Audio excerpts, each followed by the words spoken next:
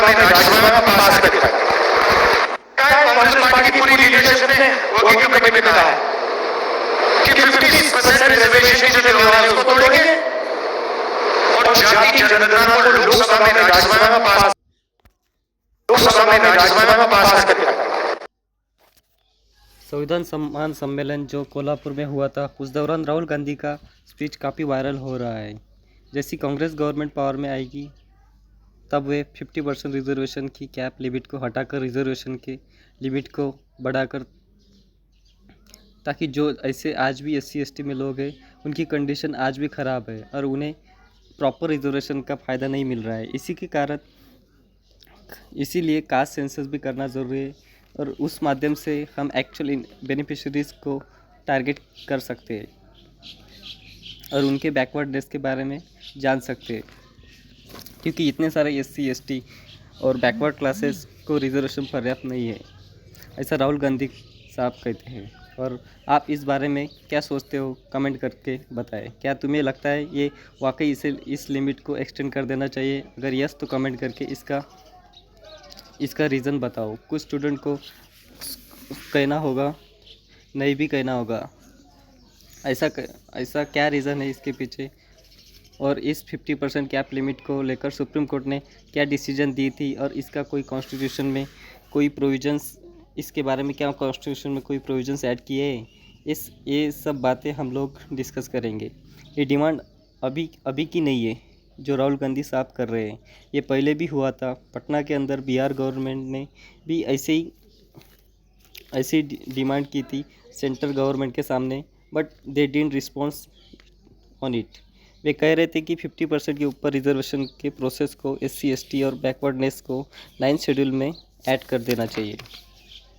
अगर ऐसा कर भी दिया जाए तो मानो 50% रिजर्वेशन को बढ़ाया, उसके बाद भी आपको एक प्रोसेस से होकर जाना ही पड़ेगा। वो है main weapon of supreme court, that is judicial review. हमारे संविधान में आर्टिकल 13 में जुडिशियल रिव्यू के बारे में बात कही है।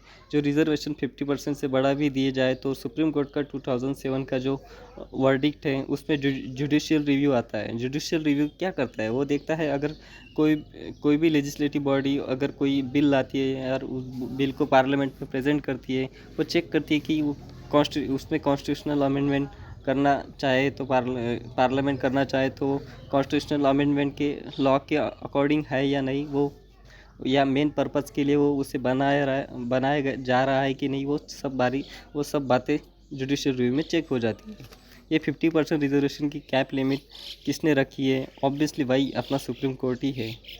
ऐसे सेंसिटिव इशू पर प्रॉपर सॉल्यूशन सुप्रीम कोर्ट ही निकाल सकता है। 103rd कॉन्स्टिट्यूशनल अमेंडमेंट में इकोनॉमिकली वीकर सेक्शन, जिसे EWS कहते हैं, इस सेक्शंस को इस अमेंडमेंट के माध्यम से 10% रिजर्वेशन दिया गया था।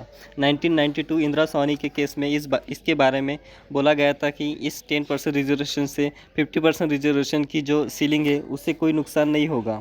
वे कहते हैं कि ये जो 50% रिजर्वेशन की सीलिंग है वो सोसाइटी और एजुकेशनल बैकवर्डनेस को ध्यान में रखते हुए SC ST को और अदर बैकवर्ड क्लासेस को ये रिजर्वेशन दिया गया। ये रिजर्वेशन की ये जो डिमांड है, it's not a new concept. ये बातें बिफोर इंडिपेंडेंस से लेकर भी आ रही है। Some kind of reservation Jyotiba Phule और सम लीडर्स ने भी उस समय ब्रिटिश गवर्नमेंट के सामने रखी थी और उस समय की ब्रिटिश गवर्नमेंट ने भी वो रिजर्वेशन को दे दिया था। बट इनके पीछे उनके मेन मकसद क्या थे? दे वर ऑलवेज सस्पेक्ट। सालों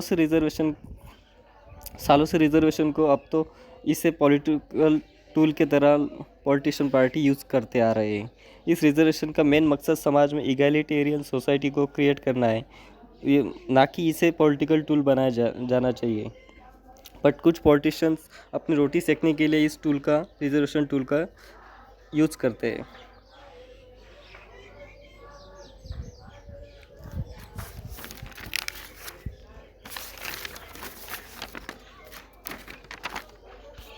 अभी बंगाल के अंदर चाइल्ड रेप का मामला सामने आया है। कलकत्ता हाई कोर्ट ने पुलिस को डायरेक्ट किया है कि पोस्को सेक्शन को ऐड करने के लिए डायरेक्ट किया है और इसका जो पोस्टमार्टम हो वो एम्स के अंदर होना चाहिए। पोस्को सेक्शन तो पुलिस ने ही ऐड करना चाहिए था, क्योंकि बच्ची का एक रेप हुआ है जो है वो 9 साल की बच्ची है। कितनी शर्म की बात है ना। इस पूरे मामले में पुलिस अपनी आंखों पर पट्टी बांधे खड़ी दिखाई देती है। ये काम तो उन्हीं का ही है ना कि कोर्ट का। वहाँ पर पुलिस डिमांड कर रहे थे कि बॉडी का पोस्टमार्टम वहाँ के लोकल हॉस्पिटल में हो, पर इस डिमांड को कोर्ट के मजिस्ट्रेट्स के द्वारा खारिज कर दिया गया। ये सब पुलिस कर रही थी। इसे लेकर लोकल पब्लिक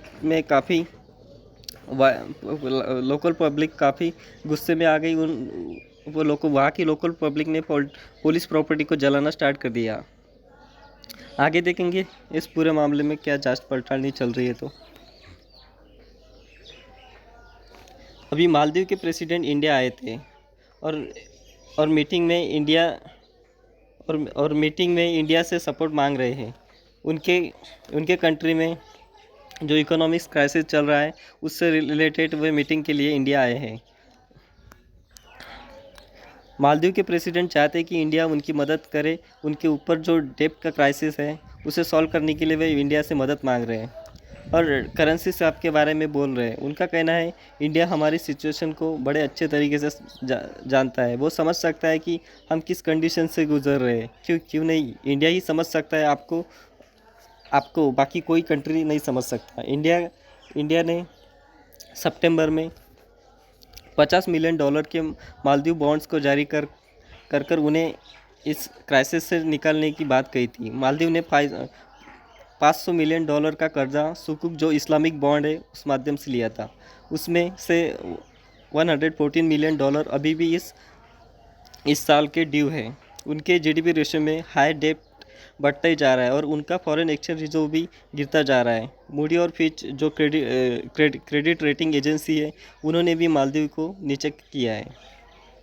पूरा टर्न अराउंड हुआ है। अब पहले ये जो मालदीव था उसने इंडिया आउट कैंपेन चलाया था पिछले साल और हमारे मिलिट्री पर्सनल को वहाँ से हटाने की भी बात कही थी।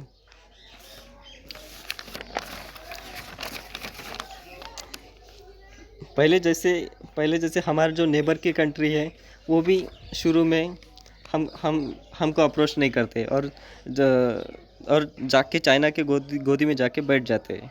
सेम ऐसे ही मालदीव ने भी हमारे साथ किया है। शुरू में हम उनके प्रायोरिटी लिस्ट में नहीं थे। अब देखो आखिर उन्हें इंडिया के पास ही आना पड़ा। क्यों नहीं आएगा? आखिर इंडिया ही ऐसी कंट्री है कि जो बाकी अदर कंट्री को समझती है। उन्हें कोई इंडिया के पॉइंट ऑफ व्यू से भी एक्चुअली ये मालदीव की मदद करना इंडिया के पॉइंट ऑफ व्यू के माध्यम से भी सही है।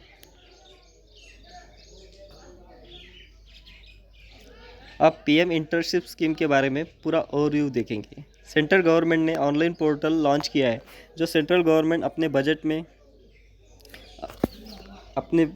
में उस स्कीम को ऐड किया था। इसी के लिए सेंट्रल गवर्नमेंट ने ऑनलाइन पोर्टल लॉन्च किया। इस स्कीम को लेकर ये 5 स्कीम में से एक का पार्ट है जो जॉब क्रिएशन और 41 करोड़ यूथ को एम्प्लॉयमेंट के बारे में बात करता है 5 सालों के लिए।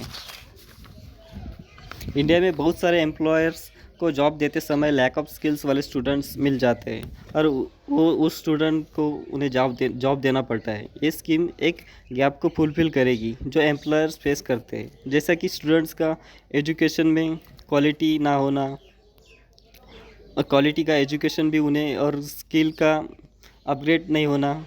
ये सारी चीज़ें एम्प्लॉयर्स को रिक्वायर्ड होती है। बट ऐसे जॉब सीकर्स एम्प्लॉयर्स को नहीं मिल पाते।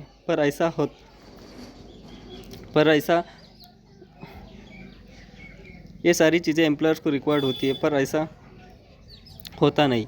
लोग चाहते तो है काम करना पर उनके पास वो जो जॉब स्किल्स है वो प्रॉपर एजुकेशन है वो नहीं होती है। इसीलिए उन्हें अनएम्प्लॉयमेंट फेस करना पड़ता है।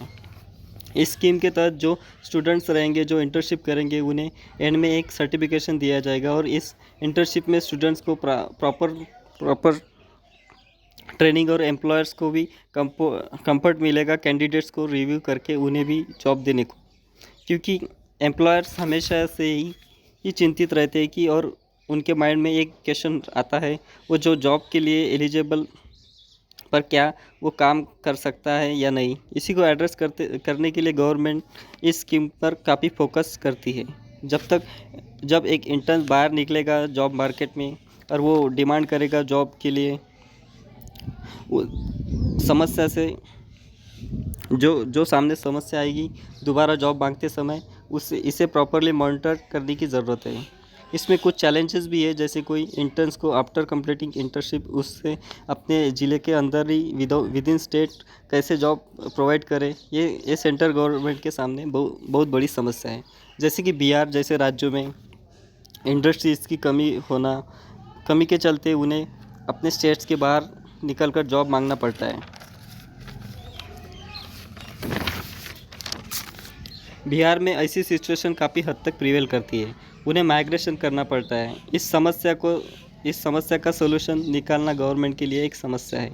क्या ज़्यादातर लोग अपने खुद के स्टेट के अंदर ही जॉब करना पसंद करते हैं, ताकि उन्हें होम टाउन से जॉब क्रिएशन पास में ही हो और उनके फैमिली पर भी वो ध्यान रख सके। अगर उनको ऐसी चीज़ें उनके स्टेट में ही मिलेंगी तो वो लोग क्यों माइग्रेशन करना चालू करेंगे। वो कोई भी इंसान चाहेगा ना कि वो अपने स्टेट में ही वो काम कर सके, क्यों इतना दूर जाए और फैमिली को छोड़कर। वहाँ जाके भी उस जॉब से जो भी पैसे आएंगे उससे भी उसको हाउस रेंट देना पड़ेगा और मेस वेस लगाने के पैसे, वो भी वहाँ पे पैसे खर्च हो जाएंगे। काफ़ी हद तक एक स्टेट गवर्नमेंट भी इस समस्या का सोल्यूशन निकाल सकती है, कुछ पॉलिसी फ्रेम कर it is state responsibility to give job to their citizen. ये सारी चीज़ों के बारे में अपने डीपीएसपी में भी इसके बारे में कहा है, वे अपने स्टेट वेलफेयर स्कीम को निकाल कर जॉब दें। ये सारी चीज़ों को ध्यान में रखकर गवर्नमेंट ने इंटेंडेड आउटकम पर ज़्यादा फोकस देना चाहिए। अब आगे बढ़ते हैं महाराष्ट्र गवर्नमेंट की लाड़की बहन स्कीम पर। लाड़की बहन स्कीम ये एक महाराष्ट्र सरकार ने चलाई हुई एक योजना है, जिसके तहत 21 से 60 वर्ष आयु के महिलाओं को 1500 रुपये पर मंथ सहायता दी जा रही है। ये स्कीम से बहुत सारी महिलाएं बहुत ज़्यादा खुश है। इसे हम अच्छा इनिशिएटिव भी कह सकते हैं और नहीं भी, क्योंकि कोई भी स्कीम लाने से पहले we need study to be done then according to study जो हमने की है, उसमें इस स्कीम को लेकर क्या सोच सकते हैं अपन, उस पर भी अपन सोच सकते हैं। अभी इसी स्कीम को लेकर महाराष्ट्र गवर्नमेंट में फिस्कल क्राइसिस का रिस्क वर्ड्स ही हो रहा है। बहुत ही खराब सिचुएशन आ रही है। इस स्कीम चालू करने के पीछे बहुत अच्छा इंटेंशन ये है, पर ये इनिशिएटिव में प्रॉब्लम आ गई। इस स्कीम को चलाने के महाराष्ट्र सरकार अपनी लॉन्ग टर्म फिजिकल स्टेबिलिटी को सेक्रीफाइस करके शॉर्ट टर्म वोट बैंक बढ़ाने के लिए इस स्कीम को चला रहे हैं। दोस्तों, ये मैं नहीं कह रहा हूँ, ये सारी बातें आर्टिकल्स में ही लिखी है। महाराष्ट्र की गवर्नमेंट रेवेन्यू डिफिसिट फेस करते नज़र आ रहा है। उनका डेट बर्डन इस स्कीम को चलाने के लिए बहुत ज़्यादा बढ़ रहा है। गवर्नमेंट के पास पैसा आता कहाँ से है?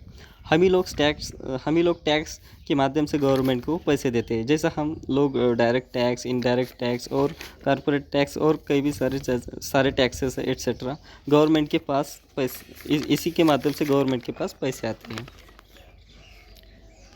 एक्चुअली डायरेक्ट टैक्स और इनडायरेक्ट में डिफरेंस क्या होता है? डायरेक्ट टैक्स वो टैक्स है जैसे हम अपनी इनकम पर गवर्नमेंट को खुद से इनकम टैक्स पे करते हैं, और इनडायरेक्ट टैक्स वो टैक्स है जैसे हम कोई भी मार्केट से चीज़ खरीद कर लाते हैं, उस चीज़ के ऊपर ऑलरेडी जीएसटी वगैरह इंक्लूड होती है। जो भी मैन्युफैक्चरिंग कंपनी उस प्रोडक्ट का प्रोडक्शन कर रही है, उसे पहले से ही उसका टैक्स गवर्नमेंट को देना पड़ता है। जब वो फाइनल प्रोडक्ट मार्केट में आता है, वो ऑलरेडी जीएसटी वगैरह इंक्लूडेड होके ही आता है, और हम उस प्रोडक्ट को मार्केट से ख़रीद कर गवर्नमेंट को इनडायरेक्ट टैक्स पे करते हैं। इस स्कीम को चलाने के लिए गवर्नमेंट मेन प्रॉब्लम को इग्नोर करते आ रही है, जैसा पॉवर्टी हुआ और इकोनॉमिक इनइक्वालिटी हुई।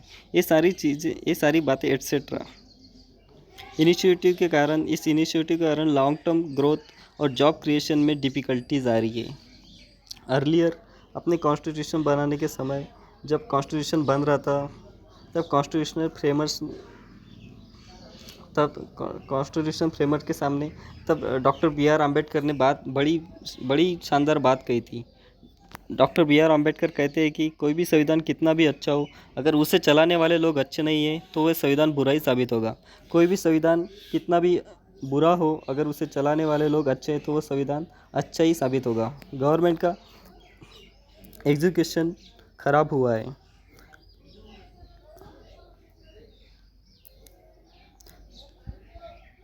अभी सिचुएशन ये है कि इसका क्रिटिकल रीअसेसमेंट किया जाना चाहिए।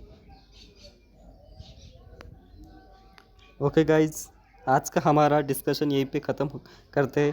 तो कैसा लगा वीडियो आपको, और क्या इसमें इम्प्रूवमेंट होना चाहिए, और क्या क्या इसमें प्रॉब्लम्स है, आप बताओ। और अगर आपको ये वीडियो अच्छा लगा तो लाइक करें, और अगर आपको ये वीडियो अच्छी नहीं लगी तो आप डिसलाइक कर सकते हो।